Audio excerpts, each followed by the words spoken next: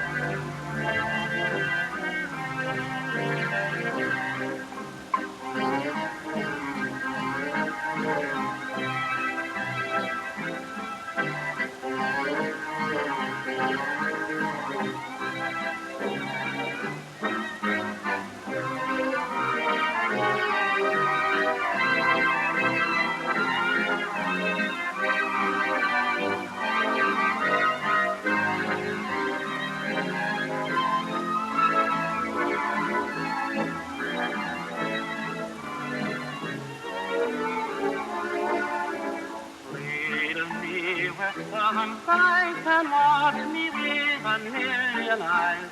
Sing me the sweet lullaby of the leaves. Cover me with heaven's blue and let me dream a dream or two. Sing me the sweet lullaby of the leaves. And breathing along with the breeze, I'm hearing a song to the breeze. I'm melody caressing the soft and air to me, I've heard it before. Ooh, that Southland adore, I feel it in my soul, and all I know I've reached my goal. Sing me to sleep, lullaby on the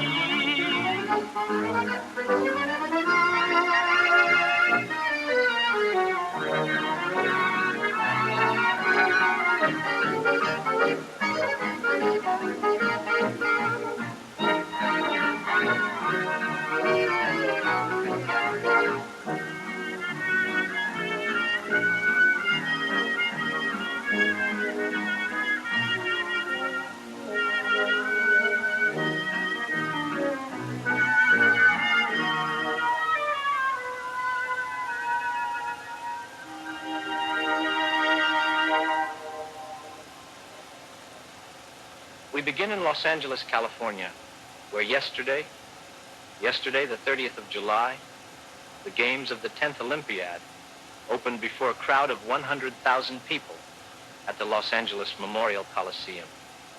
100,000. That is a record for any Olympic opening ceremony in history.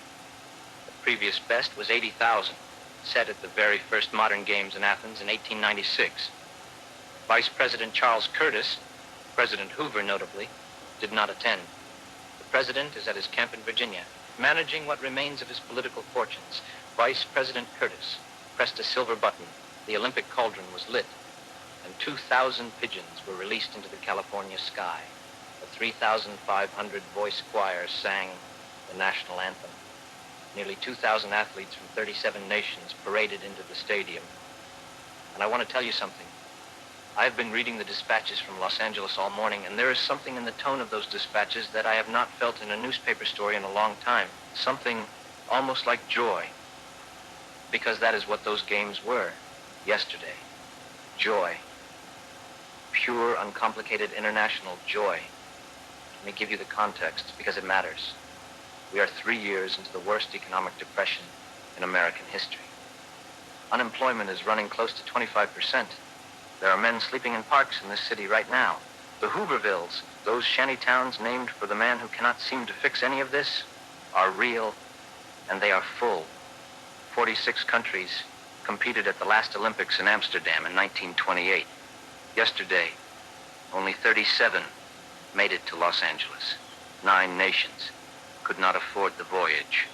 And yet, 100,000 Americans who are struggling, who are worried, who are watching their savings disappear, sat in that stadium and cheered. And when the athletes paraded in, they cheered for every nation. Because sports does something that politics cannot. It reminds us that the people on the other side of an ocean are people. It reminds us that the human body is capable of extraordinary things. It reminds us that competition, conducted with honor, is one of the better things we have invented. Several names to watch.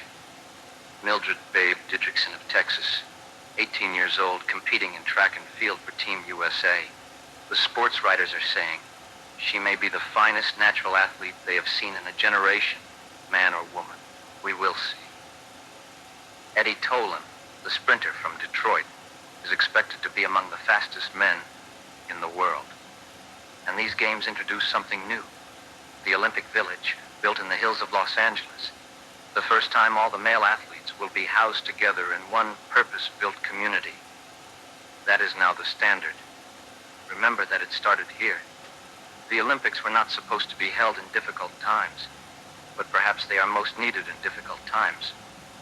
Yesterday, Los Angeles reminded us that the world is larger and more various and more wonderful than our immediate troubles allow us to feel. That is not nothing. In July of 1932, that is quite a lot. And Rudy Vallee is right here with something just as light on its feet as those opening ceremonies. The man who's been the voice of this decade, fresh on the turntable with the wooden soldier and the China doll.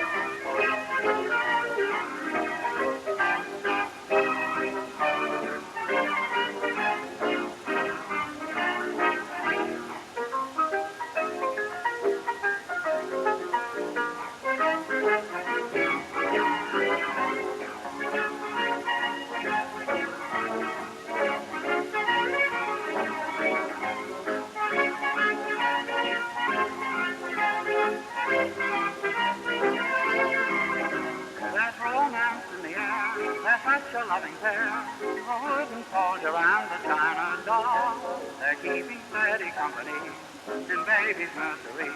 The wooden soldier and the China doll. There'll be a big affair. The boys will all be there with music by the toyland symphony. And through the strains of Lawrence Lynn, you'll see them marching in. The wooden soldier and the China doll.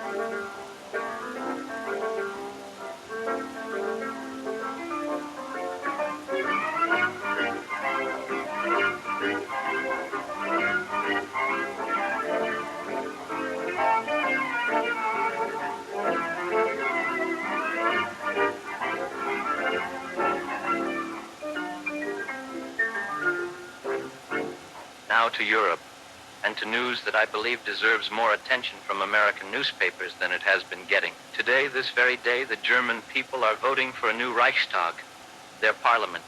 And by all indications, the result is going to be a shock to anyone who still hopes that democracy in Germany will hold together.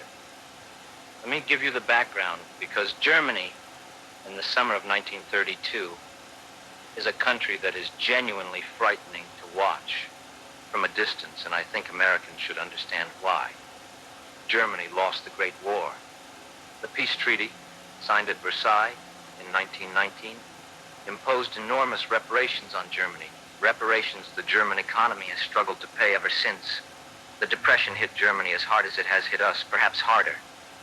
Unemployment there is running at nearly 30%. 6 million Germans out of work. In that environment of humiliation and desperation, a man named Adolf Hitler and his National Socialist Party, the Nazis, have been conducting what can only be described as a campaign of fury, mass rallies, violent confrontations with communist groups in the streets, propaganda that tells ordinary Germans their suffering is somebody else's fault. The Jews, the Weimar politicians, the victorious Allies. In the last Reichstag election, in 1930, the Nazis went from 12 seats to 107. In 2 years, nearly tenfold. Today's vote is expected to push them higher still. The polls suggest they may win 35 to 40% of the German vote, which would make them the largest single party in the German parliament, though not a majority.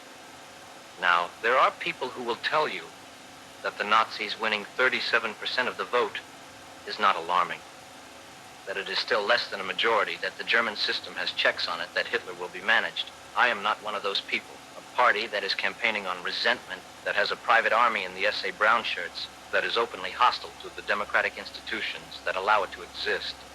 That party winning 37% of a country's vote is alarming by any standard. Whatever today's results show, we will be watching Germany very carefully from this studio. The results will come in overnight. We will have full coverage tomorrow. Morton Downey, the Irish Nightingale, voted Radio Singer of the Year right here in 1932, with a question that's been on everyone's lips this summer. Two loves have I.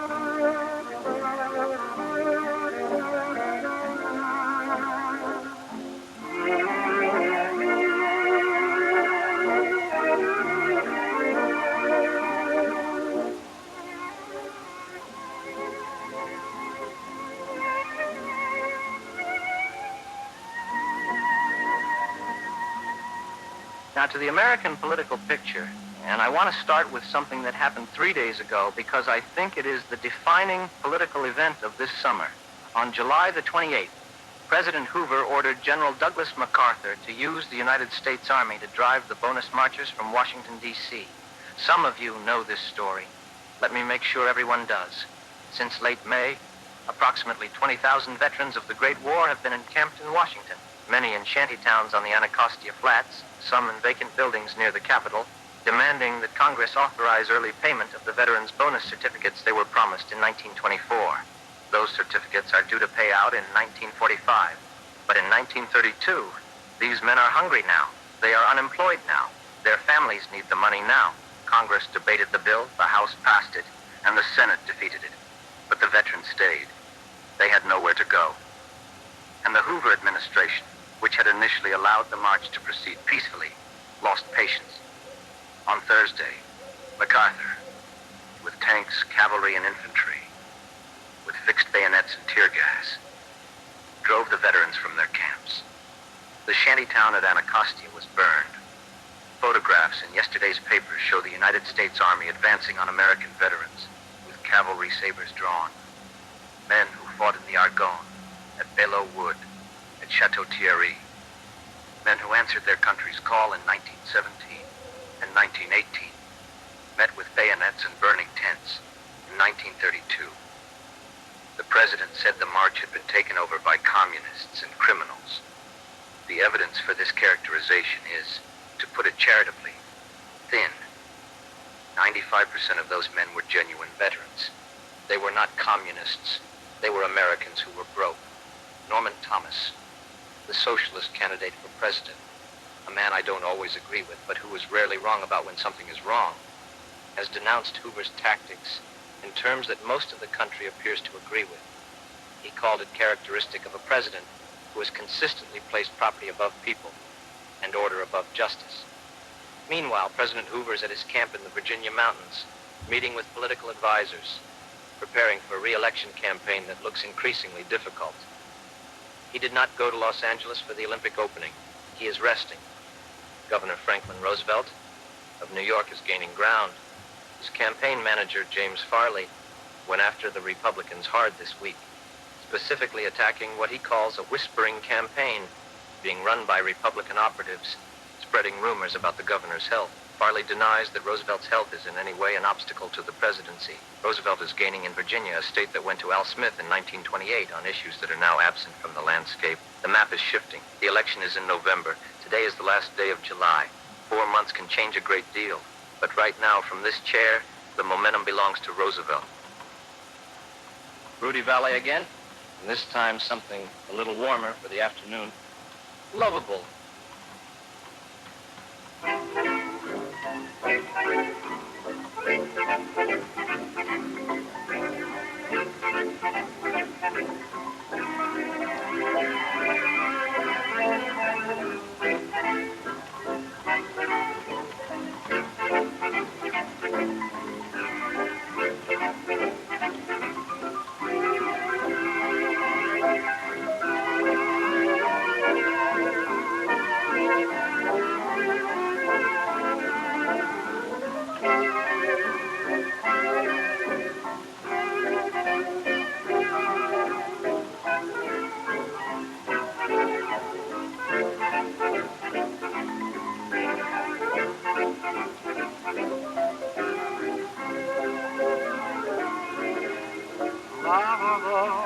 Loveable, I'd love to be your one and only.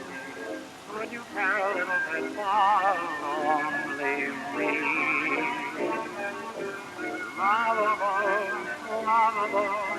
I'm so happy just to be around you. I was mighty lucky that I found you. Please, I call you Loveable.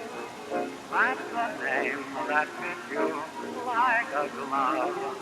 Beautiful, wonderful, made for me to love. Loveable, loveable, all my life to be the one I care for, and to find a little love there for me.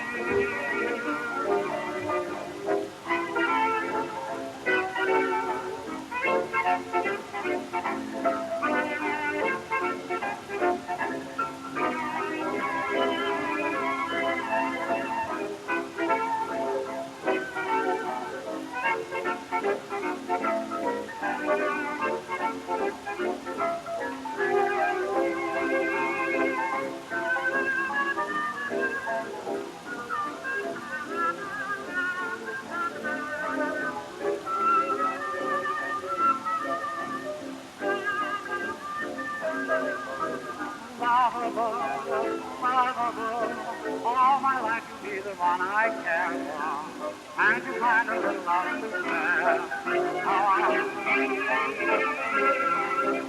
Two international stories that have been somewhat overshadowed by the Olympics and the German election, but which deserve your attention. First, South America. There is a war, a real war with soldiers and forts and casualties. It is being fought in a place called the Chaco, a vast semi-arid wilderness in the interior of South America, between Bolivia and Paraguay. Both countries claim it. Both have been building small forts, fortines they call them, across the region for years. On July the 27th and 28th, Bolivian forces overran Paraguayan forts called Corrales and Toledo. The Paraguayan defenders were vastly outnumbered, 60 men at Corrales, 30 at Toledo, and withdrew. Bolivia has now taken Boquerón as well. Paraguay has called for a Bolivian withdrawal. Bolivia has not withdrawn. The Chaco War, and let us be clear, it is now a war, not a border incident, is being fought for a combination of reasons. Bolivia, which lost its entire Pacific coastline to Chile in 1884, has been landlocked ever since. Bolivian leaders believe that access to the Paraguay River through the Chaco would give them a route to the Atlantic, and there are strong rumors, some say expectations, that the Chaco is sitting on substantial oil deposits. The Standard Oil Company has interests in Bolivia. Royal Dutch Shell has interests in Paraguay. This is in some ways a proxy for things larger than the two poor countries doing the dying. It is the bloodiest South American war of this century, and it has barely started. Both countries are desperately poor. They cannot afford this war, but they are fighting it anyway. Watch this one. Meanwhile, in Asia, China has refused to pay Japan its portion of the old Boxer indemnity, the reparations forced on China by the foreign powers after the Boxer Rebellion of 1900. The dispute is centered on customs revenue, and it has added new tension to a relationship that is already under severe strain following Japan's occupation of Manchuria last year. The Japanese are pressing their claims. The Chinese are refusing. The League of Nations is watching. Nobody is acting. This too bears watching. Something with a little more grit to it now. Rudy Vallee with Gosh Darn, and that title about sums up the mood of the summer.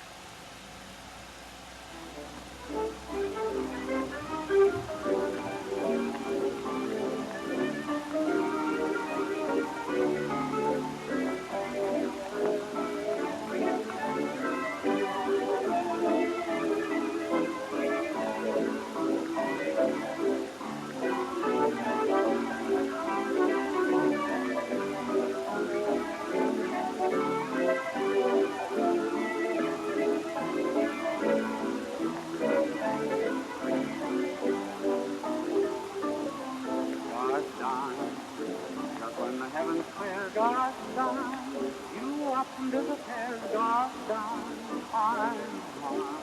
You slid from my hand like oodles of sand, gosh darn. Another came and you, gosh darn, I heard you say I do, gosh darn, and you left me in the lurch, gosh darn.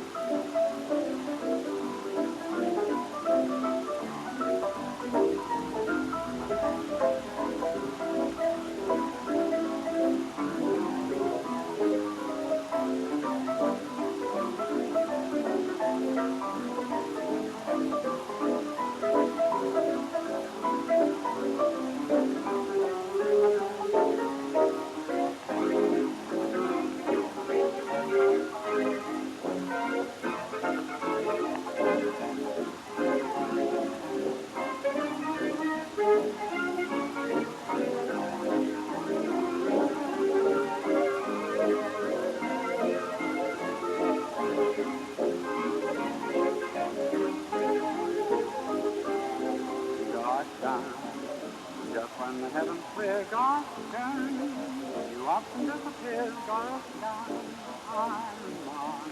You slip through my hands like oodles of sand, gosh darn. Another came along, gosh darn, you listen to his song, I'll say, I'm mad enough to say, gosh darn. Closer to home now, and a few items of New York note on this last Sunday of July. An engagement announcement from the society pages. Miss Burke a sculptor and member of the National Arts Club, has become engaged to Mr. George F. Burt, Jr., a New York banker. In the middle of the Depression, love persists. Congratulations to the couple.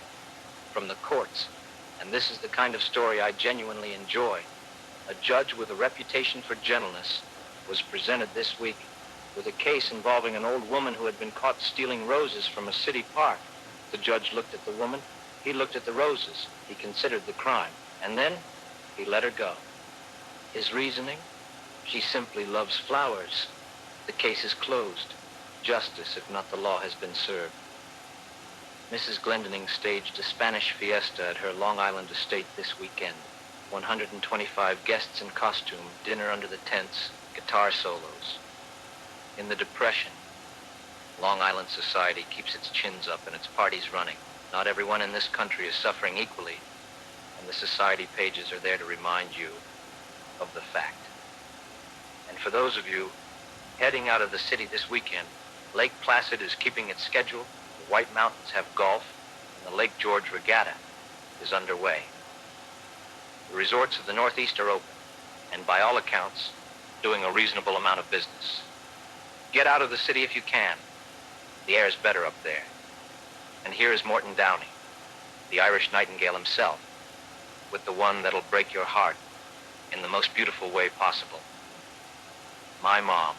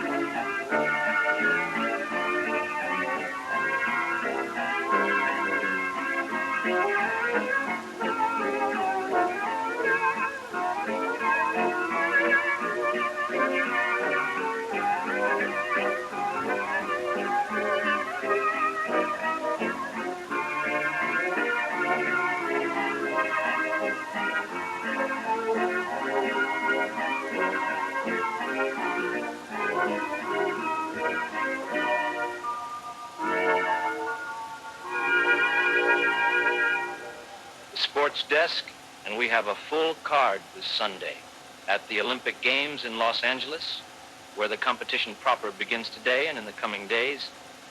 The American Davis Cup tennis team has delivered a result worth noting even before the games fully open. Wilmer Allison and John Van Ryn, playing doubles, defeated the French pair of Cochet and Brugnon in 5 sets, pulling the American side within reach of the cup. The score in the overall tie now favors France 2-1, but the Americans have momentum. Cochet and Brugnon are 2 of the best doubles players in the world, and Allison and Van Ryn took them to 5. That is a performance. In the professional tennis ranks, Karl Kozeluh, the Czech professional champion, defeated the great Bill Tilden in 4 sets in Chicago to advance to the national professional final. Tilden, for those too young to remember, won 7 U.S. national championships and 3 Wimbledon titles as an amateur. He was perhaps the greatest player the game had seen. He is now 40-something and playing professional tennis, which in these times means he is playing for money rather than glory.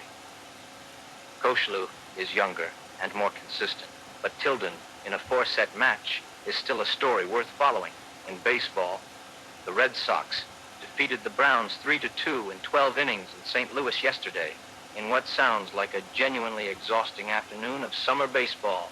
12 innings in St. Louis in late July is not for the faint of heart. Boston won it. That is the game.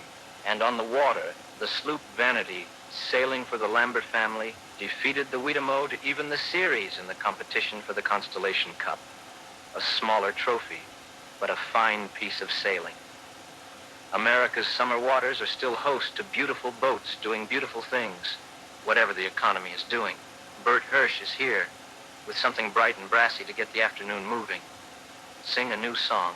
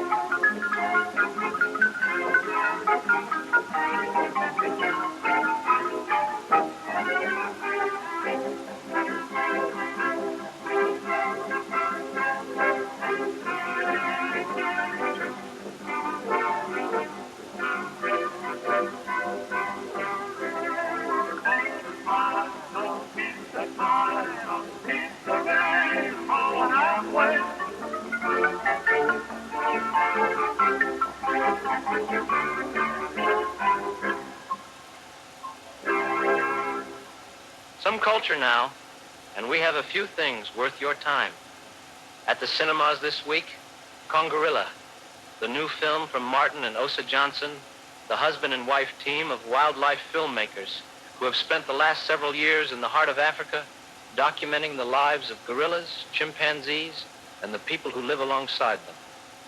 Martin Johnson operates the camera. Osa Johnson operates the revolver when things go sideways, which in the Congo apparently they do regularly. The film is being shown in New York this week, and the early word from critics is that it is genuinely extraordinary footage. Animals in their natural habitat, without the zoo glass between you and them. If you have children who want to understand that the world is larger than the 5 boroughs, take them. At Rockefeller Center, which is itself still under construction but already reshaping the Midtown skyline, the organization is announcing ambitious plans for dance. The best European and American dance companies are being sought for what would be a major presenting organization in the heart of New York City. The idea that Rockefeller Center would become a home for the arts, not just office buildings, is one of the better ideas anyone has had in this city in some time.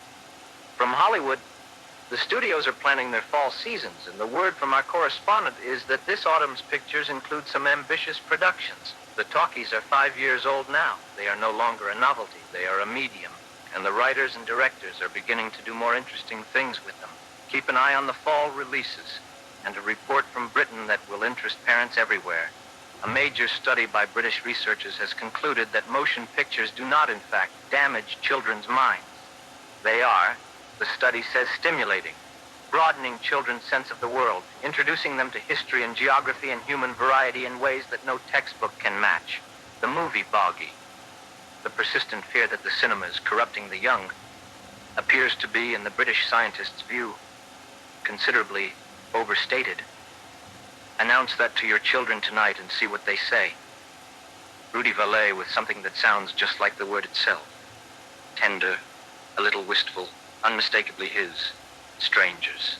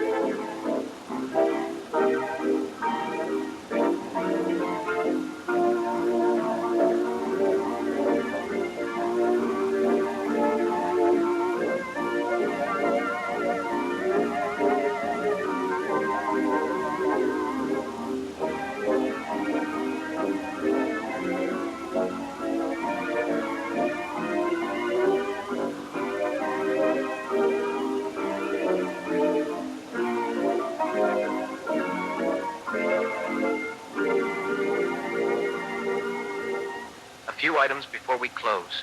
The Credit Men's Association has issued a call for the United States to participate in an upcoming World Economic Conference, arguing that international coordination on trade and credit is the only way to restore business confidence and end the Depression. The governor of one of our Atlantic states has gone further, warning that the tariff walls America has erected, particularly the Smoot-Hawley tariff passed in 1930, which raised duties on imported goods to historic highs, risk turning the entire world against American commerce. His argument, we cannot sell our goods abroad if every nation in the world has raised barriers against us in retaliation. This is an argument that is gaining ground among businessmen who are watching their export markets disappear. The Depression is not a mystery. It is a collection of policy mistakes and bad luck and cascading failures, each making the next one worse. The tariff question is part of it. The credit question is part of it. The human cost is not an abstraction. It is the men sleeping in Riverside Park. It is the veterans burning in their tents at Anacostia. Every time you hear a man on the radio describe the economic situation in theoretical terms, remember that. From the courts, another week, another piece of evidence that the Depression is driving some men to desperate acts. A robber was convicted in Brooklyn this week. A young man with a record, with bad associates, with no particular prospects. The sentence was appropriate. The story behind the sentence is the larger story. Courts are filling. Prisons are filling. The connection between economic desperation and crime is not complicated. Burt Hirsch now with something a little different. A tune that's been turning heads. My Extraordinary Girl.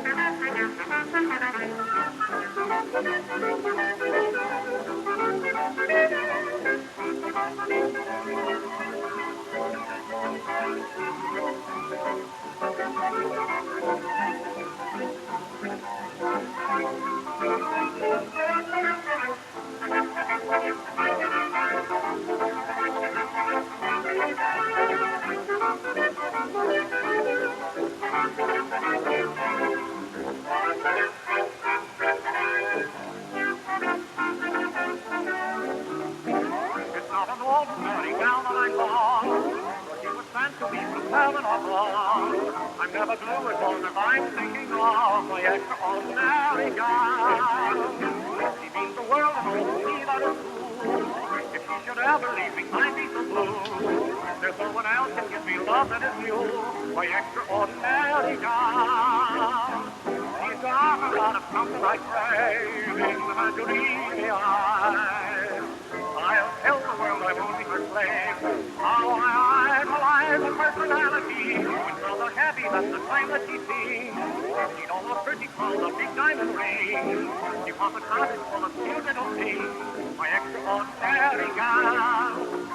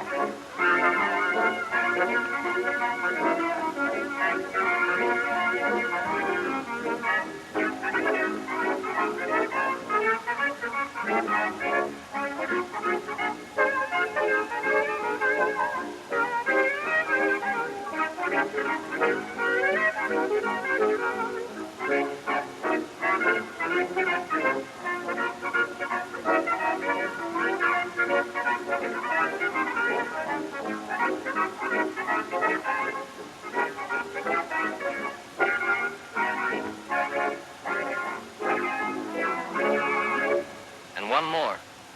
Ralph Kirby here. A voice smooth as a summer evening, with Happy-Go-Lucky You, which is aspirational in July of 1932. And we mean every word of it.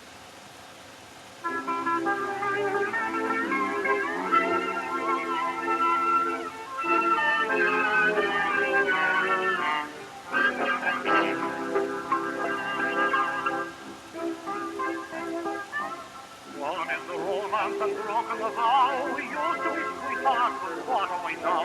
Happy-go-lucky you, and broken heart of me.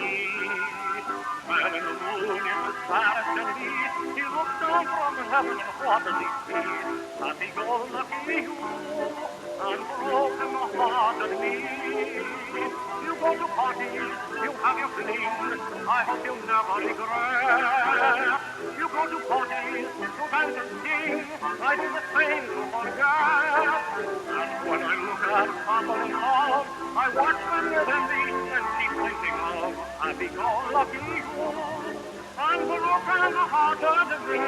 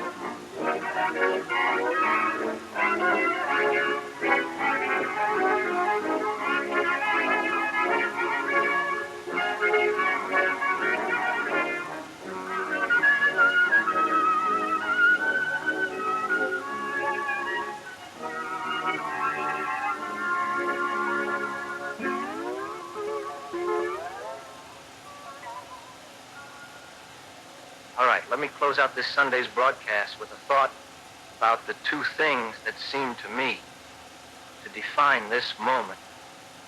Yesterday morning, 100,000 Americans sat in a stadium in Los Angeles and watched the world arrive. Athletes from 37 countries marching into the sun, the Olympic cauldron lighting, 2,000 pigeons in the California sky, and for 2 hours, whatever else was happening, the bonus army ash still cooling in Washington, the German elections today, the men in the Chaco dying in a desert most Americans couldn't find on a map. For 2 hours, none of it was the point. The point was a girl from Texas named Babe Didrikson, preparing to run faster than almost any woman alive. The point was, nations that may well be on opposite sides of the next crisis, marching together, playing together, competing together under the same flag and the same rules. I am not naive about what the Olympics is. It is organized by men who have their own politics and their own interests. Not every athlete there got there cleanly. And when the closing ceremony ends on August the 14th, all the problems will be exactly where we left them. But the impulse, the original impulse, the one that put those pigeons in the air yesterday, that impulse is worth protecting. The idea that two men can compete in a race rather than a war. The idea that the thing worth proving is not which nation has the bigger guns, but which individual human body can run or jump or swim the fastest. That is not nothing. In the summer of 1932, with the Nazis voting today in Germany and the veterans' tents burned last week in Washington, that is not nothing. The Depression will end. Elections will be decided. Wars, God willing, will remain confined to places most Americans cannot find on a map. But what happened yesterday in Los Angeles was a reminder that the human race is capable of choosing its best impulses over its worst ones. Occasionally, imperfectly, but genuinely. Hold on to that on a Sunday afternoon. It'll keep better than almost anything else I could offer you. I'm Hal Chester. This is the Midday Roundup on WMCA 570 on your dial. We broadcast 6 days a week. We'll be here tomorrow with the German election results, the latest from Los Angeles, and whatever else the world has managed to produce overnight. Until then, keep your heads up, New York. We've been in tighter spots before.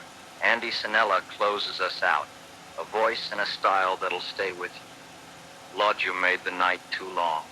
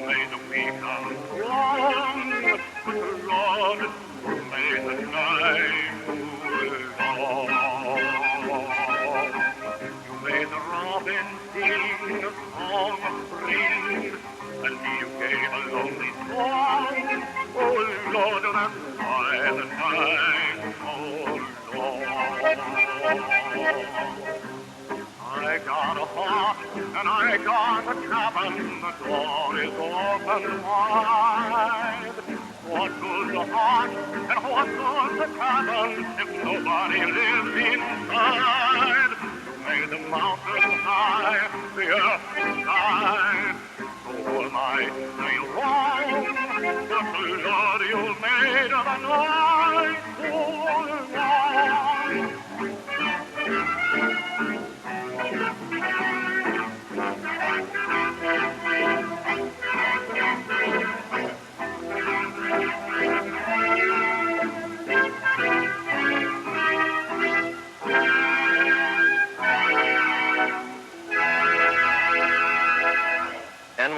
from Andy-Sanella before we sign off. I beg your pardon, madam. We mean that in the most respectful possible sense.